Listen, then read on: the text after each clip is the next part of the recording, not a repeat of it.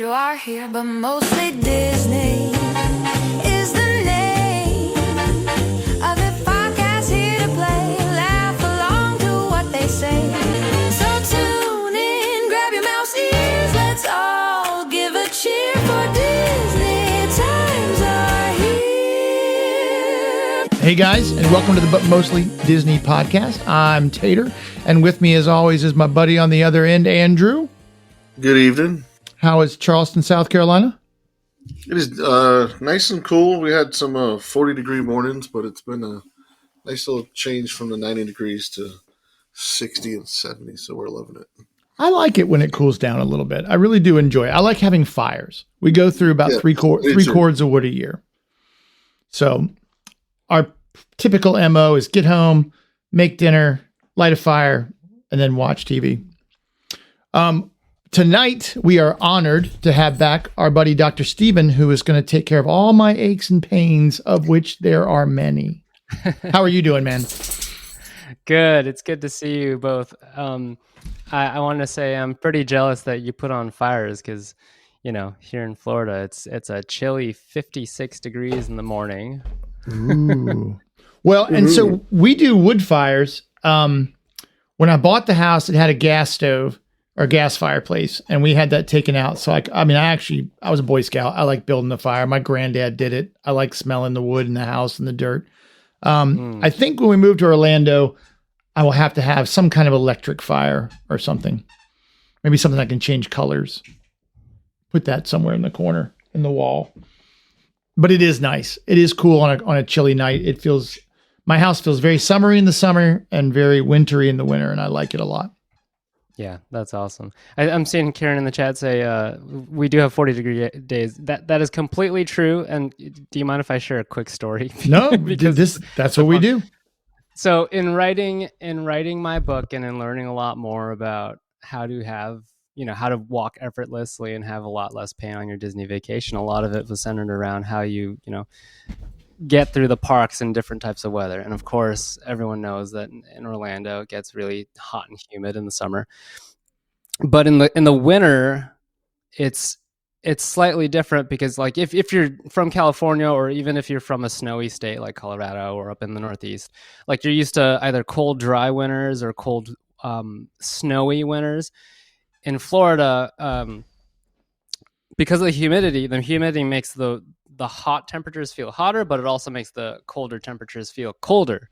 Oh. And if you sweat a little bit in the daytime in Florida when it's colder, that your body heat gets absorbed, or it gets evaporates into the atmosphere quicker, making you feel even colder. So just because it's 50 or even 40 doesn't necessarily mean it feels 40. It might feel like 5 to 10 degrees cooler. So there was one time I went on, I forget what the tour is called, but it's the one in Animal Kingdom, and you get to walk over the rickety-looking bridge on Kilimanjaro Safaris. And it was in November. My wife and I went for our anniversary, and I brought a sweatshirt and shorts, thinking it's going to be active, and a sweatshirt would be nice to just stay a little warm. We went at like 9 a.m. though. And that was a big mistake. I should have worn pants. It was so cold. I was shivering. Like, man, don't underestimate the cold in Florida. And I know that's silly to hear, but trust me, don't get caught out in the cold in shorts and a t-shirt, even though a lot of locals wear that in the middle of winter here. No, and it's hard. And like, as I get older, I don't know why as a kid, I thought I should wear shorts in the snow. I've skied in shorts, all this dumb stuff. And then once I discovered scarves, I'm like, why didn't I wear a scarf my whole life? My neck is so comfortable. Why did I torture myself all these years? And we do that to ourselves, right? We constantly torture ourselves for no reason at all. Kind of just strongman it, yeah. And it's so dumb because no one cares, right? No one's looking. We do the same thing in the parks, right? Uncomfortable shoes, don't take care of blisters. We don't get ready. We sit on our butts all year and then go do 30,000 steps and wonder why. What a perfect segue. Look, although I will, and we're a little ADD around here, but Tony, it's hot right here. And so Tony lives in Alaska. And last week joined us from Alaska, and this week is waiting for Luminous, which is pretty cool. Jealous. Great show. Yeah, Great and there show. you go. And then normally they're wearing shorts, 20 below. Yeah, it's crazy how your body adapts to different temperatures, right? I'm used to like 30-degree weather in California, and coming out here now it's like 50, 60 degrees is a little cold for me. That's How long have you been here? About 2 years, 2 years and change now. Well, I guess in case people weren't here last time, and you should go back and listen to that show as well. But tell us a little bit about yourself and your journey and your Disney origin story and what you do now, which is awesome. Yeah, so I admittedly am not like a Disney kid. I didn't really grow up with Disney. I grew up very much more of a Pixar kid. I think we talked about that last time, but I was into all things Pixar. I grew up with Andy. I think Andy and I graduated high school the same year, Cool. which I absolutely love. Toy Stories, I hold very near and dear to my heart. My first time at Disney World was with my now wife back in 2018. And the first time we went there, we only spent like a day or two. But the second time we went there with family, we went for, I think, like 4 or 5 days, almost a week. And coming out of that trip, I was like, there's no way that people can handle walking all this time, like 5 days, 6 days on 20 to 30,000 steps. I finished that vacation, like my feet were hurting. I was exhausted. I wasn't sleeping enough. And like I come from an endurance sports background, so I walked away from that and thinking, like, I run a lot, I bike a lot, I hit the gym. Like, why the heck am I still hurting at the end of the day? So I set out to figure out like how to have a pain-free Disney vacation. And along the way, I went to physical therapy school and learned a lot about orthopedics and studying how like muscles and tendons and how the entire body works and how to treat general aches and pains. And during physical therapy school, I was living in Denver at the time, but my wife and I would go to Disney World every now and then, and that would be my like playing grounds to experiment, like what works, what doesn't work, using my physical therapy knowledge to find a process that works. So in the end, I started writing a blog on how, like, basically documenting my journey, figuring out how to have a pain-free vacation. A blog eventually turned into a book, which is called Disney Ready, Your Pain-Free Park Survival Guide. And I also have a podcast now called Happily Ever Active Podcast. And now I get to talk to really cool people like you, Sean and Andrew, about all this stuff. So I'm really here to I just want you, the listener, to have a pain-free vacation, to feel like you can walk effortlessly, have the freedom to roam the parks and go wherever you want. If that means going from like Space Mountain all the way to Tiana's Bayou Adventure, like all the way across Magic Kingdom and back. I want you to have that freedom. Well, and let's start with feet, right? And so Kira says she swapped cute shoes in the parks for good, and that's true. Like what we can do in our 20s doesn't always work in our 30s and 40s, right? And I'm finding that now. So I went, we were at Momentum a couple weekends ago, and I went over one night, and I just got, I keep talking about this, but it's what happened. But I just gotten out of the hospital and I had some edema. Is that right? Swelling? Is that what? I think Yep. Swelling. Okay. Was it mostly in the legs? Mm-hmm. Well, I had it really in the hospital from waist down, and they gave me some diuretics, just water. It was just fluid.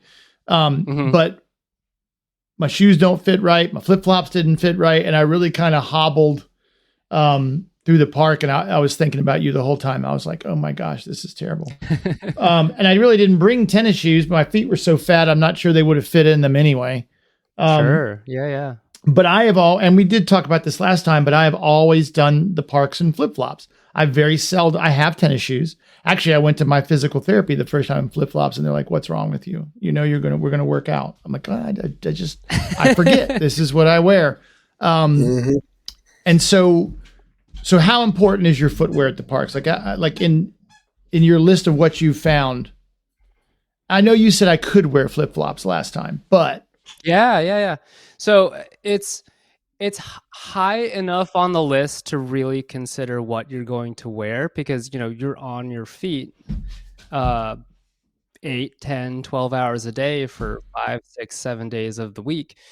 So it's pretty high up on that list. Now, is it on the top of the list? Not necessarily, because who wears the shoes? You do, your body does, your feet are in those shoes. And really, in the end, it's all about making sure that your body can handle the type of stress that you're going to be putting your body through when you're in the parks. Now, that being said, in terms of footwear, the best advice to give in terms of what to wear at the parks is wear what's most comfortable for you. So for you, Sean, wearing flip-flops is totally fine because you've been wearing flip-flops forever, right? Your feet have grown accustomed to wearing those flip-flops. You're comfortable walking in them all day. You walk in them all the time. So your feet, your body, like your feet, and then also your knees, your hips, your back, all the way up, have grown accustomed to and gotten used to how it feels to walk in flip-flops all day. Now, if you took someone that normally wears shoes all the time and they're comfortable in shoes, walking in shoes, working out in shoes, and then you put them in flip-flops and then you have them walk at Disney all day, that's a very different story, right?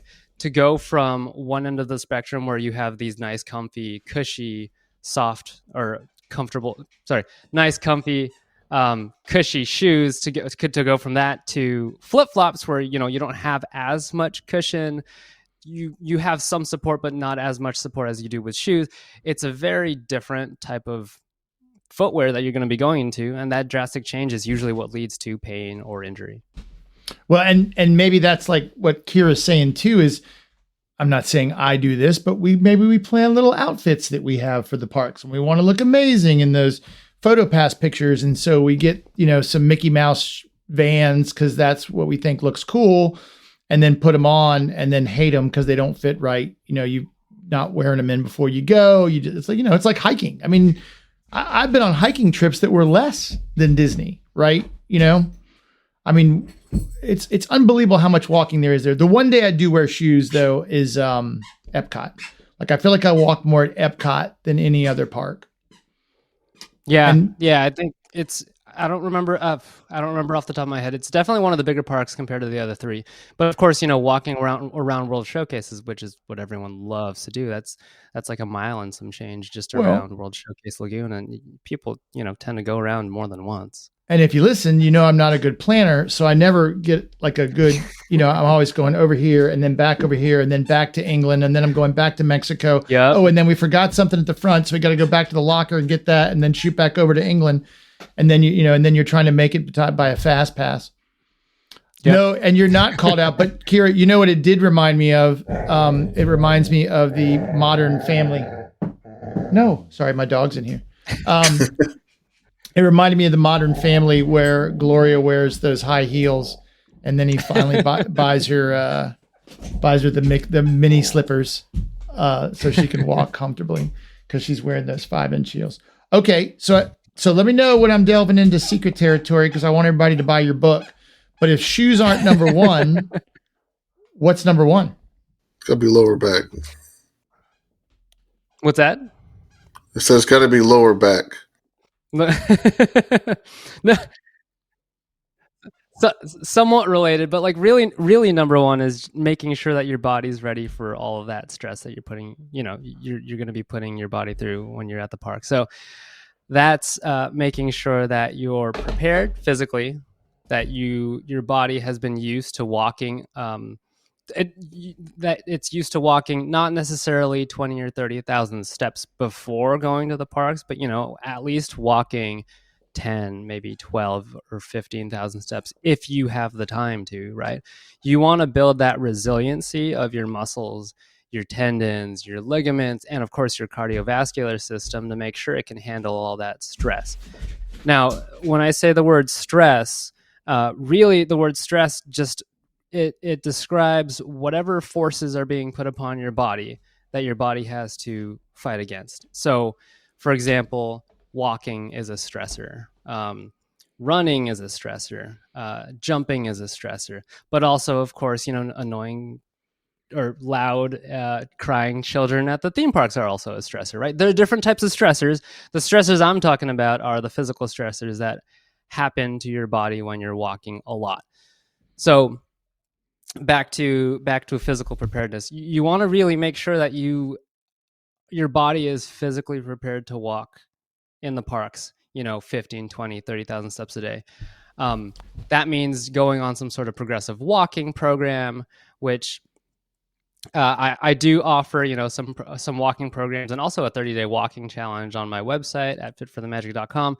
But progressively starting from, whatever your walking level is, say that's 5,000 steps a day, and then progressing over time, over a few weeks or over a few months to trying to hit, 10, 12,000 steps a day to really make sure that one, like I said, your muscles, your tendons, your ligaments are ready to handle that stress, but two, to also give time for your body to recover, to get used to being able to walk that much, and then also go to sleep, recover, and then do it again the next day.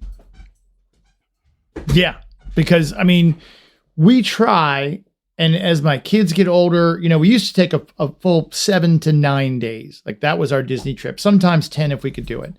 And our whole plan was park day off, park day off, park day off. And our typical strategy is rope drop, maybe have lunch, come back to the hotel, take a nap, relax, go back for dinner, and at night. But these last couple years, kids being off doing different things, we haven't been able to do the same thing. They maybe been a little shorter. So there's a lot more back-to-back, being up early, which starts to wear on me a little bit, Even those 7 o'clock trying to get into the momentum room early was like, gosh, do I really have to go? I got to get coffee. Oh my gosh, And I've all, and look again, I don't know. I have a microphone, so I'm going to keep talking. It's after being in the hospital for 3 weeks, my body is very different right now. Like it's flabby and slow. My balance is so bad. It's weird. And the girl who's doing my physical therapy was saying you almost have to kind of retrain your mind to know where it is, which is really weird, but really interesting at the same time. So we're going to go back here in a couple of weeks, and I don't know if we're going to do a park or not because, see, and this is exactly what I'm talking about. So Tony says right there, he's running back because he forgot to get his souvenir and pick it up. So you're in Epcot, you're over somewhere else. We're staying at Beach Club. So we got to go. And now you got to book back across the park and get back the whole time, which adds, another 3,000 steps you weren't even planning on. Exactly. But I don't exercise much. I've never liked it. I played football in high school. I hated every minute of it. I don't like running. I did like bike riding. I did some mountain biking for a while. And I really am trying to force myself to walk the dog more just to get out of the house. I play golf. Mm-hmm. I go hit golf balls at the range. And when I'm doing that, I do build up a sweat because it's not just walking around. It's rapid fire. It's a little more, again, I'm not going to win any awards for it. And then I go to Disney and wonder why I'm so tired, and so almost crippled afterwards, right? We're out of breath, out of shape, can't stand up straight. It's hard. It's really hard. Yeah. Yeah. It's super hard, especially coming back from a major illness like what you had, right? So So I spent a fair amount of time working in the acute care and hospitals. I also spend time working right now in a skilled nursing facility. So I see a lot of the same types of patient populations that you were around when you were in the hospital. The one statistic that I like to throw out is that for every day that you're in bed and not moving, you tend to lose 1 to 3% of muscle mass. That's crazy. Right. So, it adds up in the end. It doesn't necessarily compound to get like huge, but then it adds up in the end to where you leave the hospital after a week-long stay and you're like, what the heck just happened to me? That's why physical therapy, especially in the hospital, is so important to just get you early, like to get you moving as early as possible, because then that way your recovery time goes down. The amount of time you need to spend in the hospital goes down. And then your outcomes like down the line are just so much better just to start to move. right? And in terms of where you are now, Sean, like with your upcoming trip, it's for you, my biggest advice for you, and then also one of the next biggest things that I would advise our listeners is learn to listen to your body, right? The fact that you're considering, you know, whether or not to visit a park or like to do multiple parks that's a very smart move, because then you're thinking, oh, is my body going to be able to handle walking all day?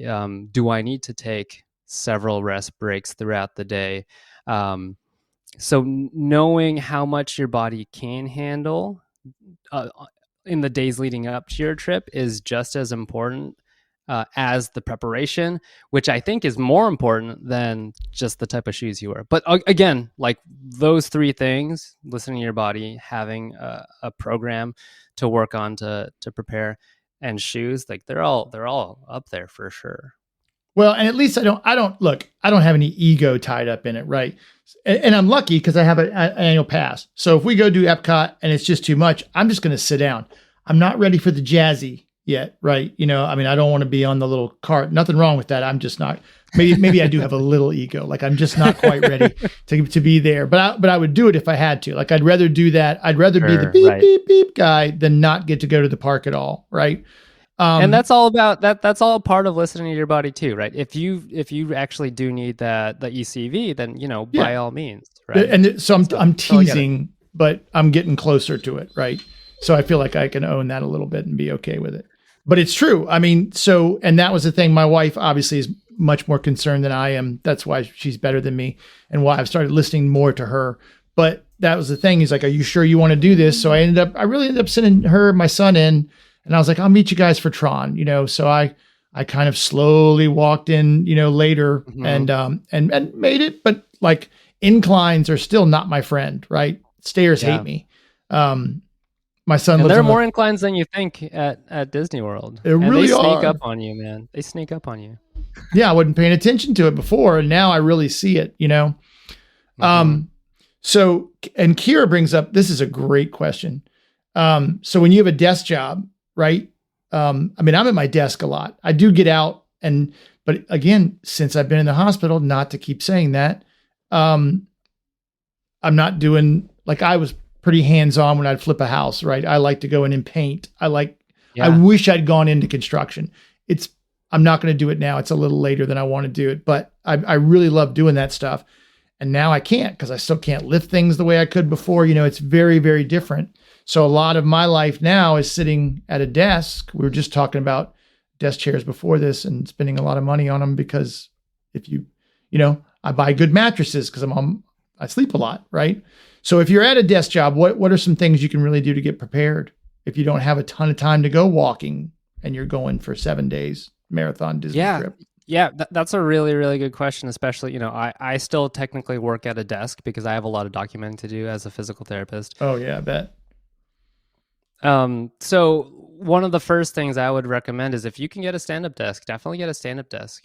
Just spending more time on your feet is a start of a good preparation program to get to Disney. And it doesn't mean having to stand 8 hours a day, because if you are used to sitting 8 hours a day and then all of a sudden you're standing 8 hours a day, that's no different from going from comfortable shoes to flip-flops, right? Like we talked about earlier. If there's a big change in how much you're standing versus how much you're sitting, that could also lead to some issues in the end. So if you get a standing desk, you know, start by maybe standing 10, 15 minutes at a time, and then sit for 10 or 15 minutes at a time. Over time, you can gradually increase the amount of time that you're standing and then decrease the amount of time that you're sitting. So eventually you'll be standing for, 30, 45 minutes at a time, and then 15 minutes of sitting, that sort of thing. A lot of people that work from home love to have their own walking pad. So if they have a stand-up desk, they'll get their own walking pad. That way they can work while they're walking, get some steps in. Another thing that I love to advise my patients and clients: take those stretch breaks, take those walking breaks whenever you can. You know, technically by law, we always need to take some sort of like 15-minute break every 4 hours. No, 15-minute break every, I don't remember anymore. 15-minute break like every 2 to 3 hours, and then 30-minute break every 4 hours. But if you can take, a 5-minute break just to do a focused set of stretches every hour, that can help as well. That'll help at least break up the monotony of sitting all day at the desk. Maybe what I need is like, Peloton had those videos for like going through the Swiss Alps. Maybe I need like Disney walking videos. I can put on some kind of augmented glasses and walk through Disney while I'm in the neighborhood. Because honestly, and if you're, for my friends who aren't Disney fans, it was motivating, right? Like I wanted to get out of bed. I didn't want to go to rehab. I wanted to go home, right? I'd been there for 3 weeks. I wanted to see my house.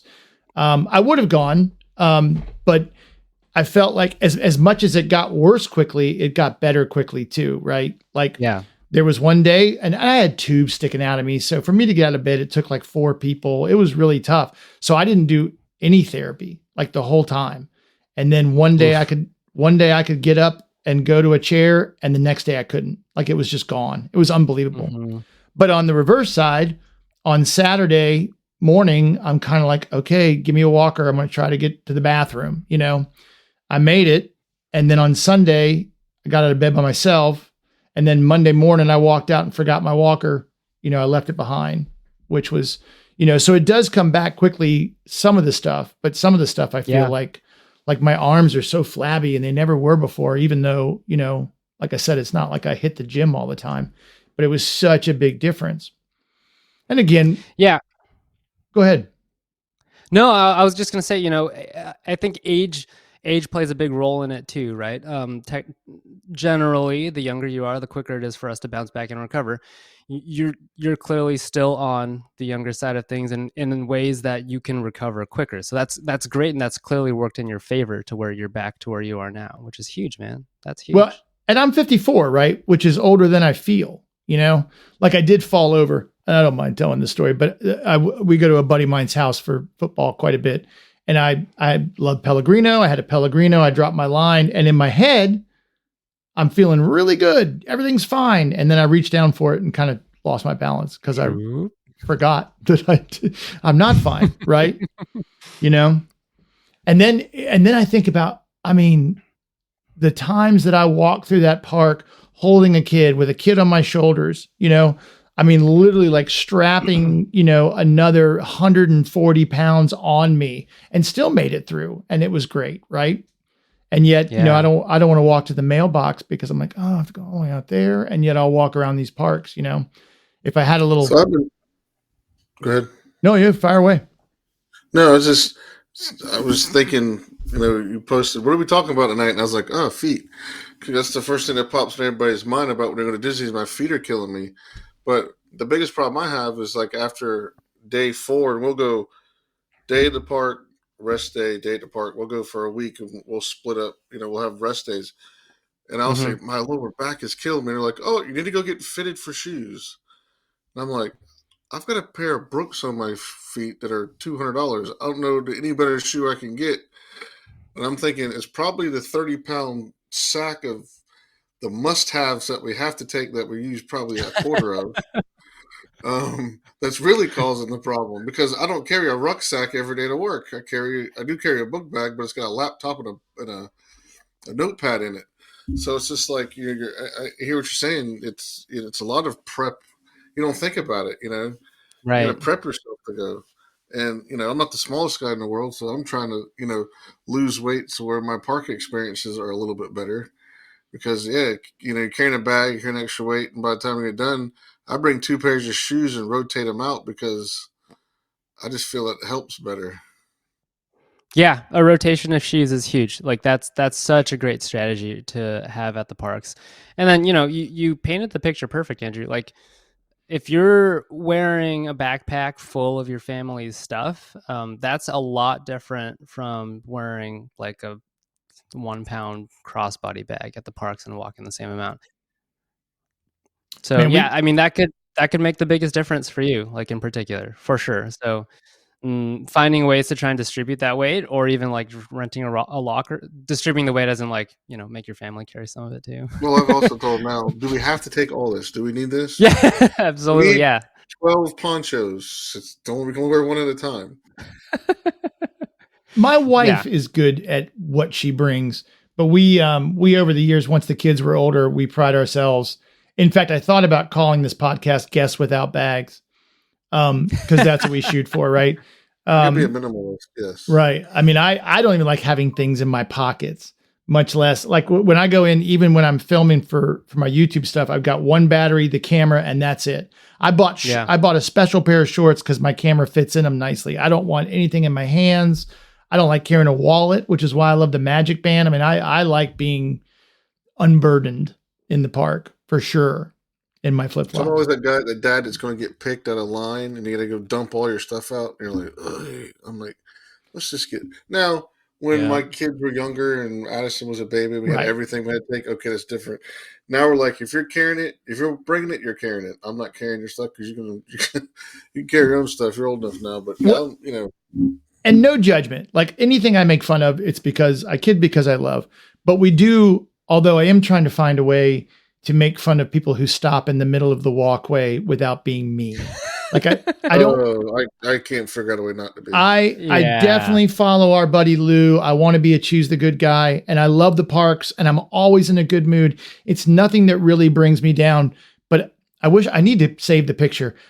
In one of the videos I did for in Hollywood, I'm literally walking in, and this family sat down to have ice cream in the middle of the walkway. And I mean, it was like they measured it.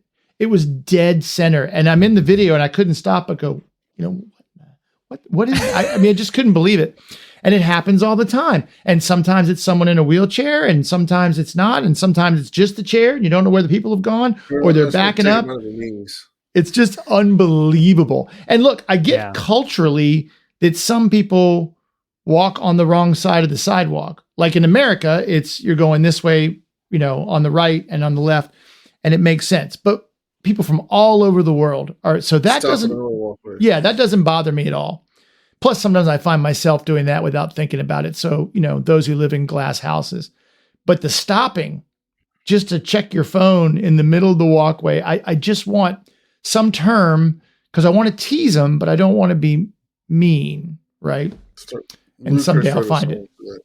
But our last thing, I'm sorry, that we're making fun of is adults with backpacks, and I'm trying to figure out what they're carrying.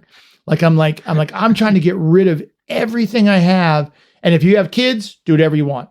There's no rules. It's survival of the fittest. Yeah, save yourself. Absolutely. Whatever you got to bring. That's right. You could have a full-on book pack with a stroller full of stuff, whatever you want to do. But you see like couples and they both have like camping backpacks on. And I'm just like, what do you have in there? My sister's a runner. She does all these manic runs and all this stuff, but she's got her little hydration backpack. I'm like, okay, that's smart. But that's different. Smart. Right. Different. I get that. It's practical. I'm like, okay, you need some sunscreen. I did see someone carrying out stuff they bought. So that's maybe you bring a backpack in to take out your stuff. Yeah. But I just think it's really funny. In my book, I think I go over not only what I pack in my parks bag, which is really just a small Spirit Jersey branded crossbody bag, very small. It's like a 7x4 bag, but I also go over what I pack in my suitcase for a full week at Disney. But like you said, you really don't need that much stuff in the park, and what I wanted to emphasize here, especially like with what we've talked about so far, is really the less stuff you have in your pocket and in your bag, the less things you have to think about, the less mental capacity or the less mental like effort you need to put into thinking about all those things and making sure that you have them and you didn't lose them, or like trying to figure out where they are. The less you think about it, the less stressed you'll feel and the more energy you could put into having that magical time, right? Because in the end, the more stress that adds up to your day, whether it's physical or mental stress, right? The more it'll affect your nervous system, the more it'll affect your entire body, and that'll also affect how you recover at the end of the day and into the next day. And that might actually have a big effect on how you feel going into your next park day, whether or not it's pain or not. So we were big deal there. Yeah, you're absolutely right. And Karen, yeah. So again, Karen, you get to bring whatever you want into the park. You guys have tons of stuff you can bring, and look, anybody can. I just think it's funny because it's so opposite. We hate what we don't understand. But I hadn't thought about that mental stress. I will say that when we were there for Momentum that Saturday night that I walked over originally to go to the Beacon Barrel and missed my reservation because I was walking too slow. Bummer. It's all right. They didn't charge me for it, so there's always a silver lining. But when I was walking out, it was like the worst of Disney I've ever seen, I think ever. It was really crowded up by Main Street. People were yelling at their spouses. Kids are crying. Everybody, not everybody, lots of miserable people. And this is exactly what like my friends hate about Disney. Like if an anti-Disney person was going to draw a picture of the park, that's what it was like. And I hadn't even thought about that mental stress. And I'm not going to try to quote it, but I just listened to a podcast with Sanjay Gupta. Is that right? Is that his name? Gupta. Yeah. And his wife apparently suffered from, you might really enjoy it, Stephen, because and he's written a book, but what he's done with pain, especially to try to get people off opiates and onto other ways of thinking. And, he'd done acupuncture and meditation and tried all these things. And he didn't tell us on the podcast what he'd figured out, but I guess his wife had some really crippling pain stuff. And now she moves without any medication at all. I'm going to have to buy the book and read it because even though I don't really want to, because I take tramadol for my shoulders, right? Like sure. Even with all the leg stuff that's going on right now, it's really small compared to what my back does. I actually am less comfortable sitting and standing still. I'm much more comfortable walking. So if I'm moving, my pain disappears. It's when I slow down that it comes back. And I've tried needling and all kinds of, which I'll never do again. That was so horrible. I cried. Yeah. It's interesting how the human body is so resilient and amazing, but also just different from person to person, right? What treatment might work for one person might not necessarily fully work for another person. Like just because needling has worked for someone else doesn't mean it might work for you. So the fact, like hearing you say that movement makes you feel better is it's music to my ears because movement is so important. But also, I wanted to applaud that, but at the same time, I've heard other people also say that they feel so much better just not moving. So everyone's different, but also everyone also perceives things differently. And then just to kind of circle back, stress, and our lifestyle. And then also there's so many other factors that affect the way we perceive things, which also includes perceiving pain. So stress is one of them. Our relationship with our friends and our family are one of them. Our economic status is one of them. So all of these things affect how we feel pain and perceive pain too, which is a very interesting topic to go into. And I feel like Dr. Sanjay Gupta might have gone into that in his book too. It was pretty fascinating. I mean, he talked about how pain has a memory, that your mind remembers this pain and even like a placebo working, right? Because placebos occasionally, sometimes they work, right? You take a pill and you feel better. And it's just sugar, so we know. And look, I worked in acute care in a psych ward. So I've seen medicine work. I know we need medicine, right? It happens. For me, the tramadol takes care of the joint pain, but doesn't help the muscular pain. I don't know why. Tylenol helps that. It's very strange. But yeah, sitting for long periods of time, like at Momentum, I had to get up and stand in the back a little bit or lean way back. I just have to find these positions that work. Yeah. And we bought a hot tub because I'm with Karen. Being in hot water helps me a lot. I really like it.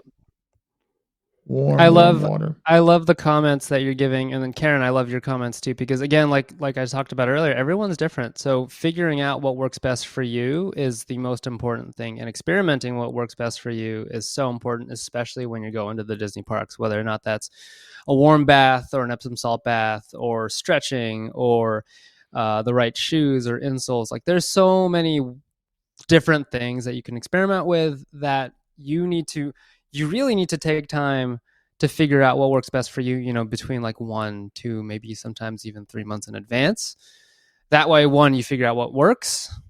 2, you can figure out what the process of doing that thing is. If it's an Epsom salt bath, you need to figure out the process of how to set it up and everything, so you don't have to think about it when you're at Disney to set it up, right?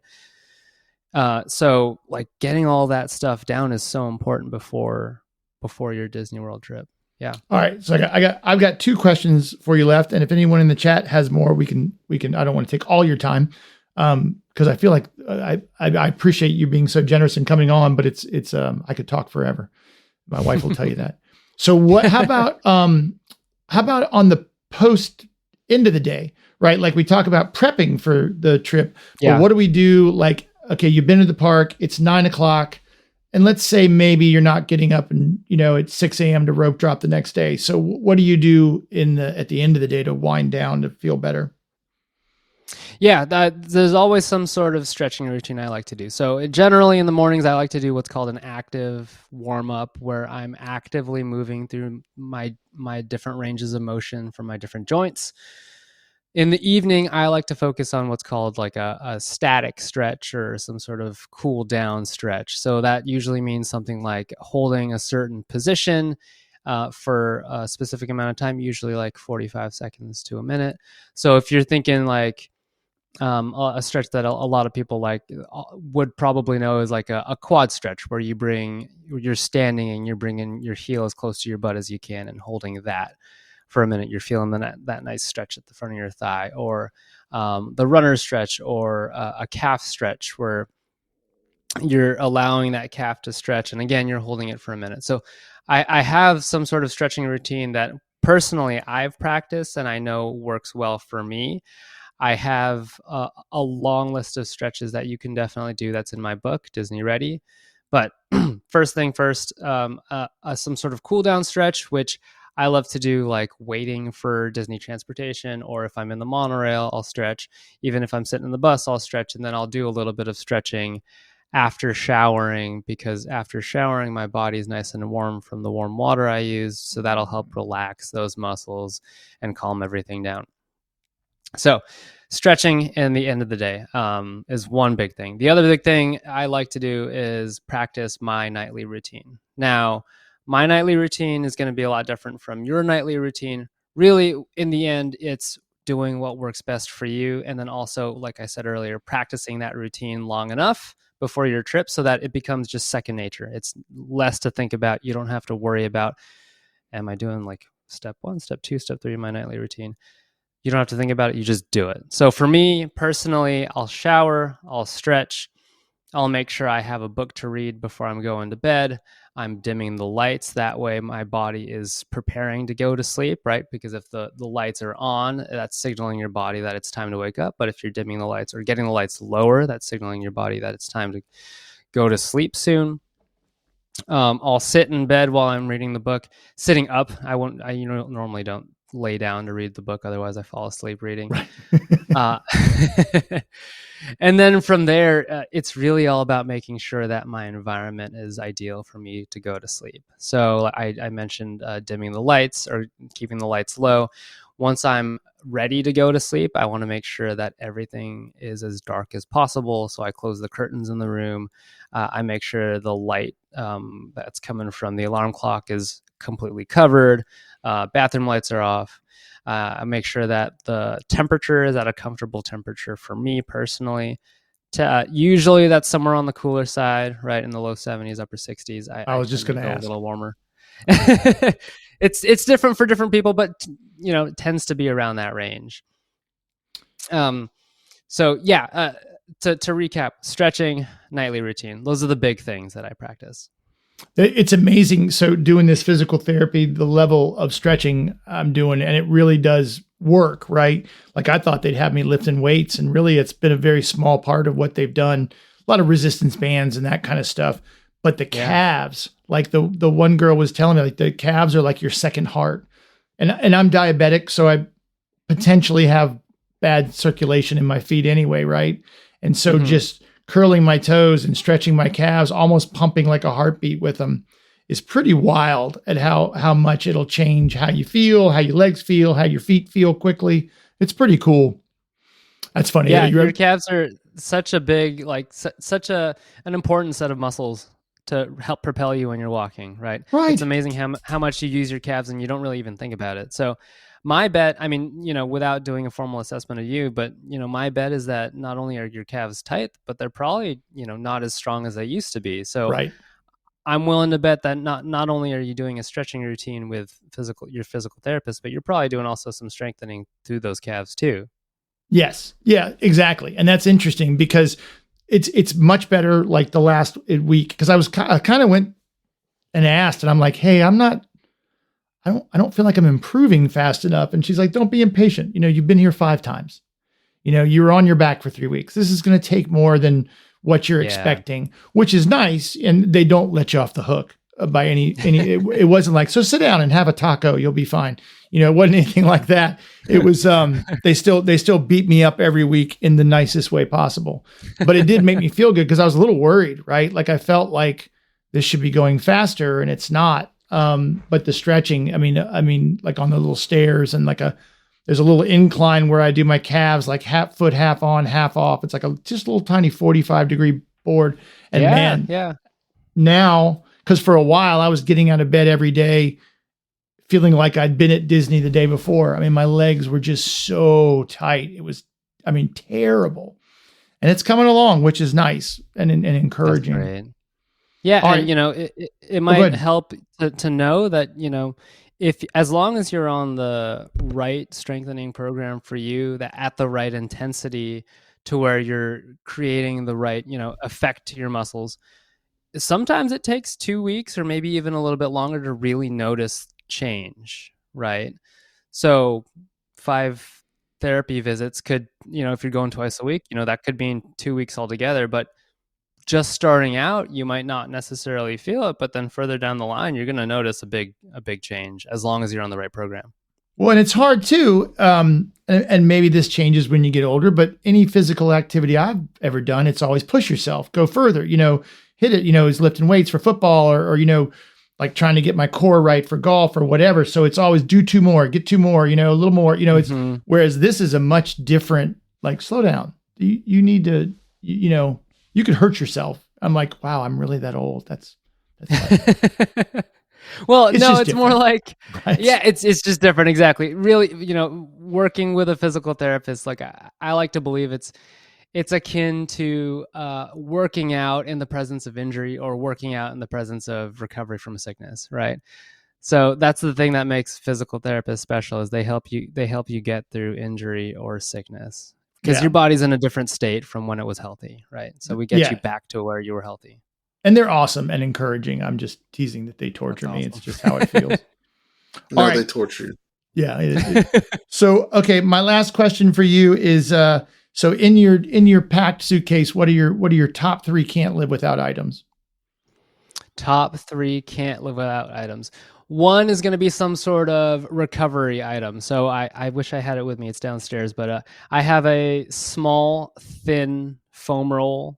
So if you think of a traditional foam roll, you're thinking of the ones that are like, this big in diameter. They're usually like 3 or 4 feet. I've got a smaller one. So it's like, here, I've got my little cup from Avengers Campus, but it's the same diameter as oops. I know it's hard. I always go the wrong way. It's the same diameter as the cup, right? And it's like a foot long, but it's great for rolling out. It's great for doing some basic stretches. So that's one thing. What else what's the biggest thing I put in my backpack or my suitcase? Packing cubes. Packing cubes are huge. They help to minimize the space that I use in my bag, and they also allow me to take a couple extra articles of clothing. Yeah, you can find them on Amazon. They're so good because then I'll take like one packing cube and it'll pack half of, or maybe even like, most of my clothes I need for a week at Disney, and then Oh, I'll take yeah. another packing cube and I'll put it in my backpack, and then I'll have the rest of my clothes. So yeah, and then third thing, I would say at least get another set of shoes. I love having two sets of shoes personally for me, one for the parks and one for the gym, because I'm one of the silly ones that likes to go to the gym while on vacation. But a second pair of shoes, like you said, Andrew, is a godsend Ideal. when you're Oh, yeah. going when you're going 7 to 9 You can days to the park. feel the difference when you stand up on Oh them. yeah, for sure. It feels like walking on clouds. Oh, yeah. Andrew, you My got anything? question. Yeah, go ahead. Yeah.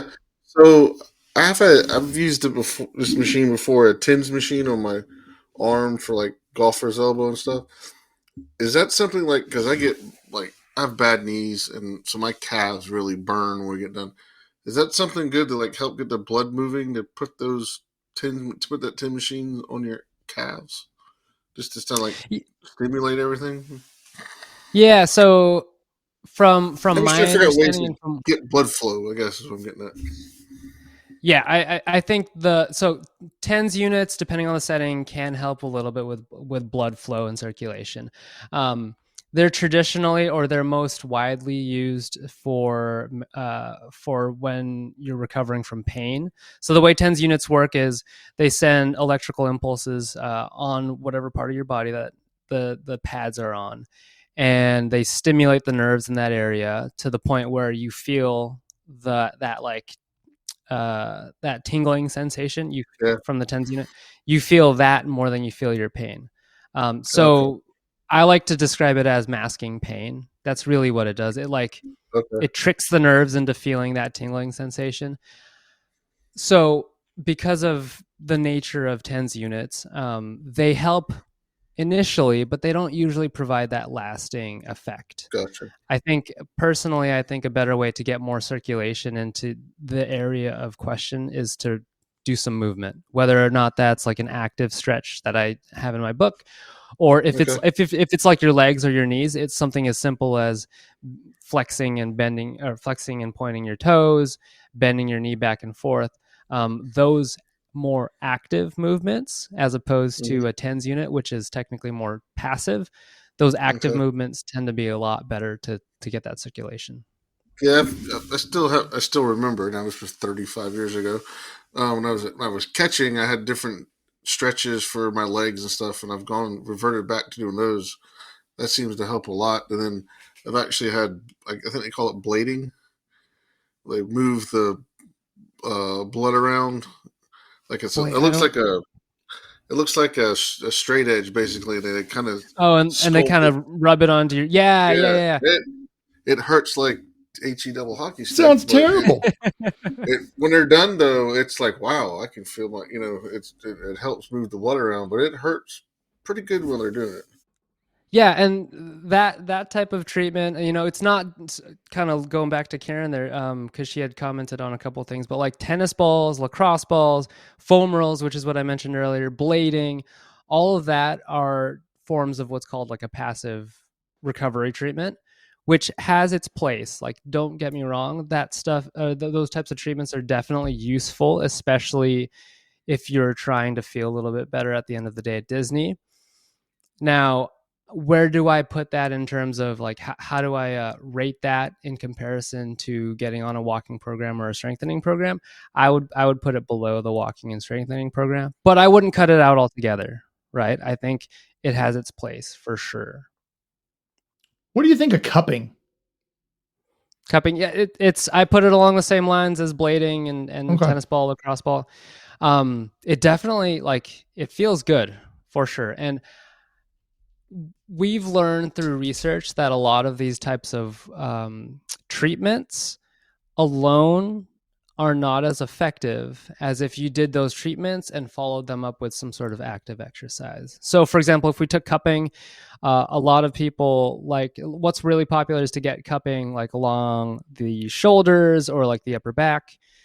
doing a cupping treatment and then following up with some specific exercises to those shoulders, like some overhead raises or some like prone Gotcha. tees, or, following it up with an active exercise is a lot more effective to treat whatever you're trying to treat than cupping alone. And you could say the same thing for, blading or using a tennis ball for massage. Same thing.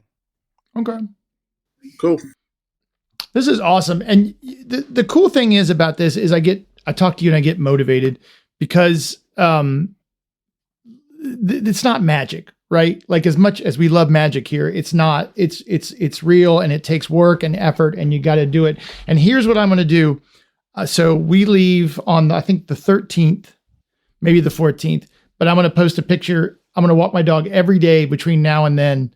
I love that. I'm going to post a picture and tag you in it for some accountability, because otherwise I won't do it. My wife asks me every time, she says, "Do you want to walk the dog?" "No, I got to do this." I always find a good excuse, but I really need to get out, because if we do go to a park, I want to be able to enjoy it. Right. And it's just better for me all around. I need to get moving. So if I don't do it, you guys can call me out. You can call me out. "Hey, where's that picture?" But I'll do that every day between now, and then I'll never do it again afterwards. But between now and Disney coming up. No, because what I have found for me is I am an absolute creature of habit. And if I get out of those habits, then they disappear, right? Like, even taking medicine, like if I have it in a certain spot and I take it every day at 7 a.m., it's no big deal. But if I miss it for 2 days, I might as well have never done it. So I need to get these habits going and stay in them. And my wife, if she listens to this, will love you just if you yell at me for it. So, all right, well, please tell us everything we can do. Tell us about the podcast, the Instagram, the book, every place we can find you and enjoy this and learn more. Yeah. Well, first of all, thanks again for having me, John. This is incredible. Thanks for having me back. So you can find me mainly at fitforthemagic.com. You can find everything you need there, including my book, Disney Ready, Your Pain-Free Park Survival Guide, as well as where you can find me on Instagram at fit.forthemagic. I'm also doing my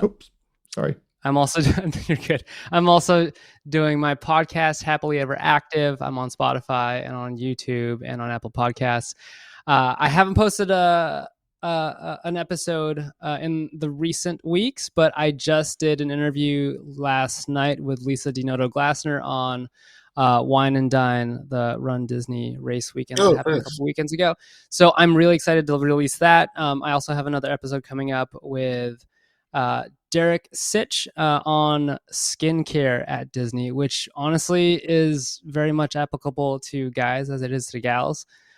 So there was a wealth of information on that episode. I can't wait to get that out to y'all.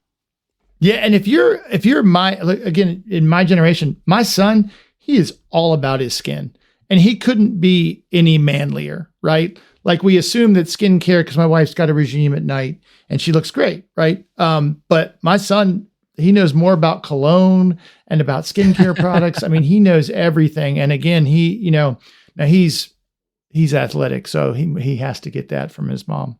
But you really should check out his book, and you can even work with Stephen, right? I mean, if they wanted to, That's right. And who wouldn't be motivated by you to get fit, right? If nothing else, just for the parks. So yeah, I love Fit for the Magic. It's such a great name. I think it's amazing. So, but Thank yeah, you. Check him out. And thank you so much. I'm the one who's honored that you came back twice. I think if we might have to get like smoking jackets for the third time, right? Because we've had, I think like SNL does on their 5-timers club or whatever. Because I think you and one other person's been here twice. And so when we start getting in these big numbers, then we're going to have to do something special for it. And then, let me know. I'm looking forward to that. And if you don't join us live each week, you should, because here comes some really good audio. But I'm going to put up on here real quickly the newsletter. I am now 3 weeks in a row on this. So if you're watching, scan that QR code, or you can head over to butmostlydisney.com and subscribe there and buy a t-shirt if you want. I'd really not making any money on those. But Chris, if you're still listening, please, Chris. So I had some copyright issues with my logo and selling things with that. So I've changed it. I don't want to make anybody mad. But I've changed all that, and that's all over, but mostly Disney as well.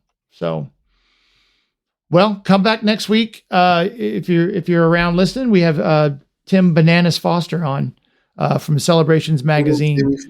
Maybe we'll get a That's top 10 awesome. list going with him. Stephen, thanks again, buddy. I really appreciate you coming, man. You are welcome here every single week if you want. Always Thank good you, guys. conversation. All right, Yeah, guys. absolutely. Thanks for joining us. Have a great week. Have a good night. Our time is too short, it's over now. And we hate to say goodbye, but we'll be back next Tuesday night, or at least we sure will try.